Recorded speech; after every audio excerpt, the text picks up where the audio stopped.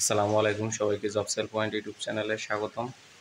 আমি গতকালকে খাদ্য অধিদপ্তরে যে পরীক্ষার সময়সূচি দিয়েছিলাম মোটামুটি জেনেছিলাম। তো আজকে তার অ্যাডমিট কার্ড আগামীকাল থেকে ডাউনলোড করা যাবে।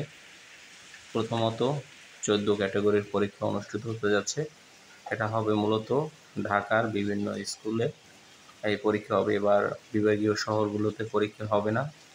তো এই হচ্ছে 14টা ক্যাটাগরির পরীক্ষা শুরু হচ্ছে 9ই আগস্ট। তারপর অন্য যে সকল পদ রয়েছে এগুলো পর্যায়ক্রমে এই আগস্ট মাসে অনুষ্ঠিত হবে। মোটামুটি আগস্টের তৃতীয় সপ্তাহ এবং চতুর্থ সপ্তাহে অন্য সকল পদের পরীক্ষা হওয়ার খুবই সময়সূচি রয়েছে। তো পরীক্ষা হবে আগস্ট মাস জুড়ে। প্রথমত 14 ক্যাটাগরি, তারপরে অন্যান্য টেকনিক্যাল পোস্টগুলো সব একসাথে হওয়ার সুযোগ আছে। এই হচ্ছে মূলত আপডেট। যারা আবেদন করেছেন তারা আগামীকাল থেকে অ্যাডমিট কার্ড ডাউনলোড করতে পারবেন। ধন্যবাদ।